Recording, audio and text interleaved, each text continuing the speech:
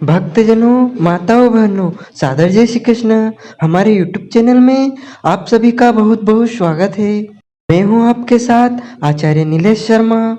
सबसे पहले आपको और आपके पूरे परिवार को अक्षय तृतीया महापर्व की बहुत बहुत शुभकामनाएं एवं बधाइयाँ। भगवान श्री लक्ष्मी नारायण का भरपूर आशीर्वाद आप सभी के जीवन पर सदैव बना रहे। आप पूरे परिवार के साथ में सुखी रहें, स्वस्थ रहें, मस्त रहें और व्यस्त रहें, निरंतर उन्नति तथा प्रगति को प्राप्त करते रहें। वैशाख माह के शुक्ल पक्ष की तृतीया तिथि को अक्षय तृतीया के रूप में मनाया जाता है। इस दिन भगवान परशुराम, नर नारायण तथा हयग्रीव का अवतार हुआ था। इस दिन को 3.5 अक्षय मुहूर्त में माना गया है, यानी पूरे वर्ष में जो 3.5 अभुज्य मुहूर्त होते हैं उनमें सबसे बड़ा अभुज्य और अक्षय मुहूर्त माना जाता है अक्षय तृतीया, जो कि इस बार 22 अप्रैल 2023 शनिवार के दिन है। 22 अप्रैल को सुबह 7:49 पर तृतीया तिथि आरंभ होगी, जो कि 23 अप्रैल रविवार को 7:47 पर तृतीय तिथि समाप्त हो जाएगी। यानी कुल मिलाकर जो सूर्योदय व्यापिनी अक्षय तृतीया तिथि रहेगी वह 22 अप्रैल 2023 शनिवार के दिन ही रहेगी। अक्षय तृतीया के दिन जो भी दान पुण्य किए जाते हैं, उपाय किए जाते हैं, टोने टोटके किए जाते हैं, मंत्र जाप, सिद्धि साधना या कोई भी मंत्र को आप सिद्ध करना चाहते हैं या जीवन में सुख शांति समृद्धि प्राप्त करना चाहते हैं, तो आपको हम कुछ उपाय बताने जा रहे हैं। इन 7 में से कोई भी एक उपाय यदि आप कर लेंगी तो आपके जीवन की समस्त इच्छाएं पूर्ण हो जाएगी, आपकी समस्त मनोकामनाएं पूर्ण हो जाएगी, आप जो भी चाहोगे वह सब प्राप्त कर लोगे। क्योंकि अक्षय तृतीया के दिन यदि कोई उपाय किए जाते हैं तो वह अक्षय और अनंत गुना फल देने वाले होते हैं। यानी यदि आप कोई एक उपाय करेंगे, एक कार्य करोगे तो आपका उसको अक्षय पुण्य फल प्राप्त होगा।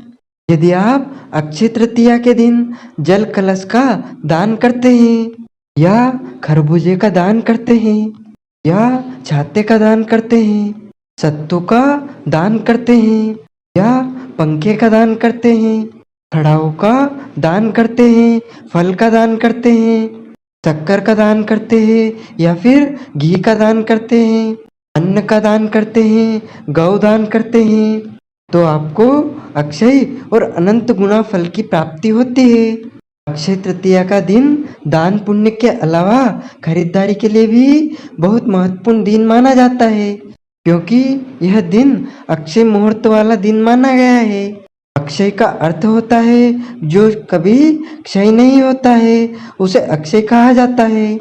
इसलिए आप इस दिन बिना मुहूर्त देखे, बिना पंचांग देखे कोई भी नए कार्य का शुभारंभ कर सकते हैं।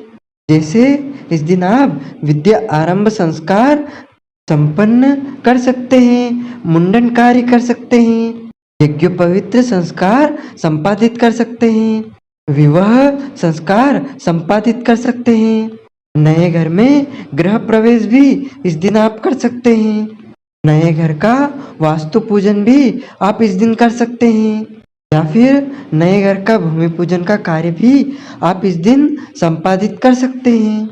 नया पदभार ग्रहण करना, नई दुकान खोलना, नए व्यापार का शुभारंभ करना, नए कार्यालय का शुभारंभ करना या कोई भी शुभ या मांगलिक कार्यक्रम आप इस दिन संपन्न करेंगे तो वह आपके लिए अक्षय और अनंत गुना फल प्रदान करेगा।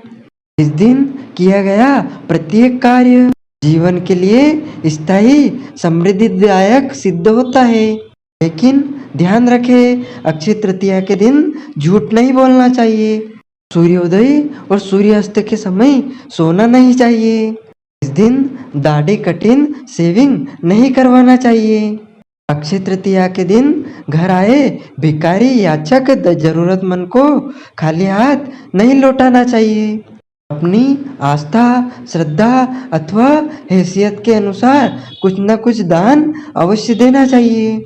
अक्षय तृतीया के दिन आपको गलत, अनैतिक अथवा पाप कर्म नहीं करना चाहिए।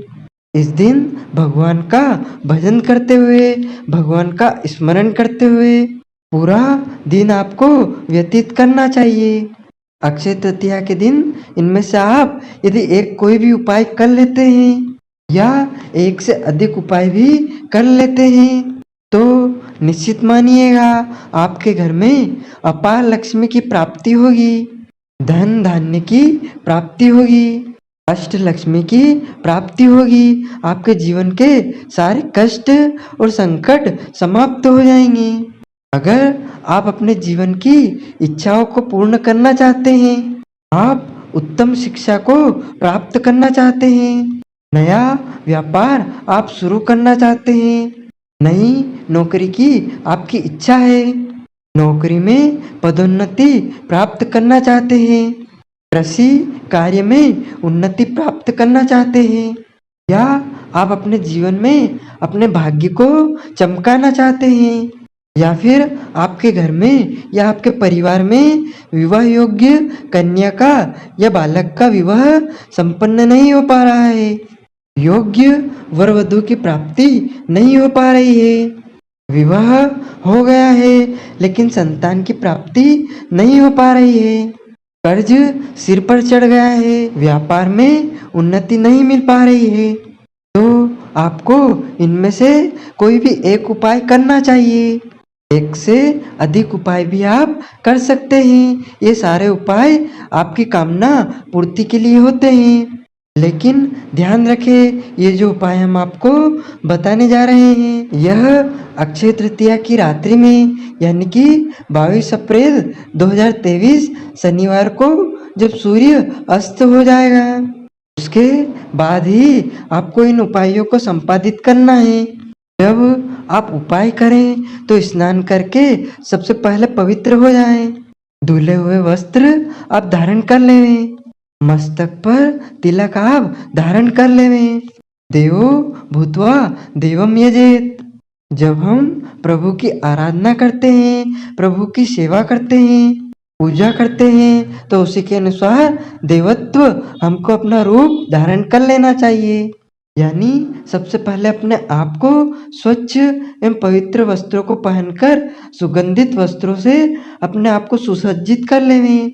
उसके बाद आप प्रभु की आराधना करें, उपाय करें।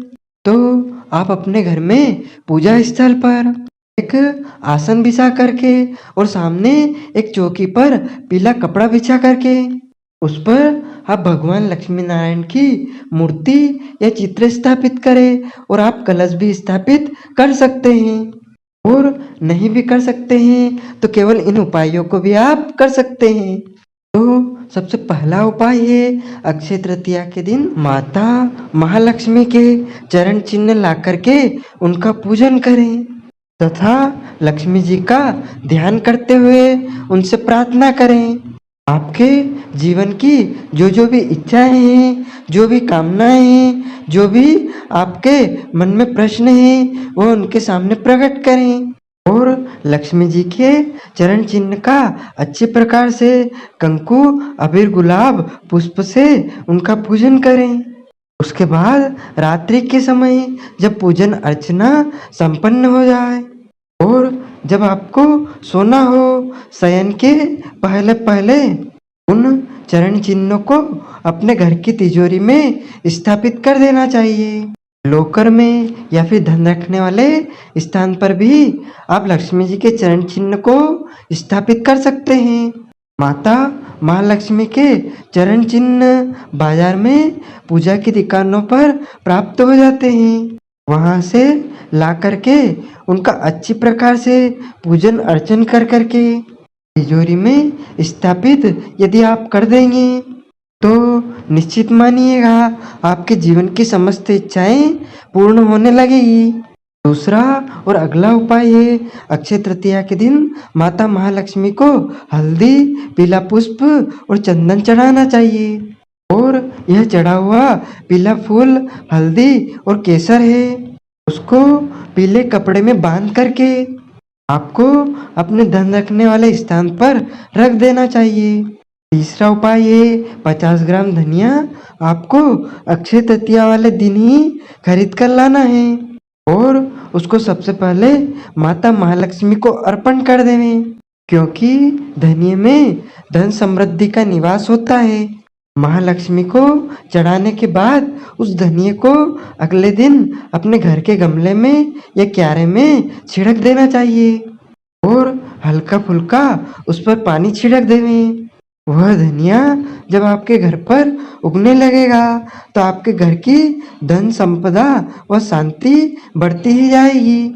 चौथा उपाय है एक नारियल के ऊपर सिंदूर लगा करके माता महालक्ष्मी जी को वह नारियल समर्पित कर देवें और अपने मन की कामना उनके सामने प्रकट कर देवें और उसके बाद अगले दिन सुबह स्नान कर करके उस नारियल को लाल कपड़े में बांध करके अपनी तिजोरी में लॉकर स्थान पर या जहाँ धन रखते हैं उस स्थान पर स्थापित कर देना चाहिए।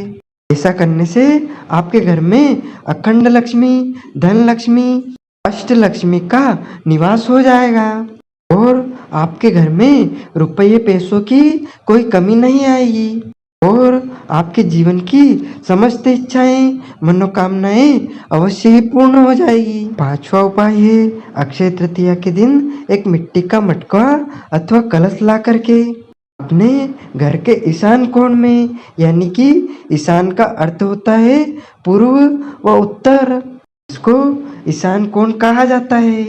तो ईशान कोण में उस कलश को गेहूं अथवा चावल पर स्थापित कर देवें और उसके ऊपर खरबूजा अथवा कोई भी फल स्थापित कर देवें और उसके ऊपर स्वास्तिक का चिन्ह बना देवें और उस कलश का अच्छी प्रकार से पूजन अर्चन करें। शुद्ध घी का दीपक वहां पर प्रज्वलित करें तथा हाथ जोड़ करके माता महालक्ष्मी से प्रार्थना करें, भगवान लक्ष्मी नारायण से प्रार्थना करें, अपने जीवन की इच्छाओं को आप प्रकट करें और उस कलश को उसके बाद अपने रसोई घर में रख दें और प्रत्येक दिन उसका जल बदलते रहिए और उस कलश का जल घर के प्रत्येक सदस्य को पीना चाहिए। यानी उस जल को यदि आप पिएंगे तो आपके घर में सुख शांति समृद्धि रहेगी और उसके ऊपर जो फल रखा था उसको भी प्रसाद के रूप में पूरे परिवार में वितरित कर देना चाहिए। छठा उपाय है आप अपने घर में श्री यंत्र अवश्य लाएं। श्री यंत्र जो कि तांबे का भी मिलता है, पीतल का भी मिलता है, अष्ट धातु का भी मिलता है या फिर स्फटिक का भी श्री यंत्र बाजारों में दुकानों पर प्राप्त हो जाता है। यदि आपके घर में पहले से ही श्री यंत्र है तो आप उसकी पूजा करें। पूजन करने के लिए आप चावल को हल्दी में थोड़े पीले कर लें और केसर अथवा हल्दी का तिलक उन्हें लगाएं और पीले चावल उनको चढ़ाएं। उसके बाद श्री यंत्र को पूजा स्थल पर या फिर अपनी तिजोरी में स्थापित कर दें। ऐसा करने से आपके घर में स्थायी लक्ष्मी और अष्ट लक्ष्मी का निवास होगा और आप कर्ज से हमेशा हमेशा के लिए मुक्त हो जाएंगे। सातवां उपाय है अक्षय तृतीया के दिन पीपल के पत्ते पर स्वास्तिक का चिन्ह बना करके माता महालक्ष्मी के सामने आपको अर्पण कर देना चाहिए और अगले दिन सुबह स्नान करने के बाद उस पीपल के पत्ते के ऊपर जिस पर आपने स्वस्तिक बनाया है उसके ऊपर अगले दिन थोड़े पीले चावल रख करके अपनी तिजोरी में लाल कपड़े में बांधकर अथवा पीले कपड़े में बांधकर अपनी तिजोरी में स्थापित कर देना चाहिए। ऐसा करेंगे तो आपके घर में सुख समृद्धि और शांति आएगी और धन की भी कमी नहीं रहेगी। अक्षय तृतीया का दिन बड़ा ही पुण्यदायी दिन होता है और इस दिन यदि आप सच्चे मन से पूरी निष्ठा के साथ, श्रद्धा के साथ, भावना के साथ मन लगा करके इन उपायों को करेंगे तो निश्चित मानिएगा आपके जीवन की समस्त इच्छाएं, मनोकामनाएं पूर्ण हो जाएगी और आपको मनचाहा फल प्राप्त हो सकेगा। भक्तजनों, माताओं बहनों, हमारे कमेंट बॉक्स में आप प्रभु का नाम, माँ जगत जननी का नाम अवश्य लें। आपको और आपके पूरे परिवार को सादर जय श्री कृष्ण।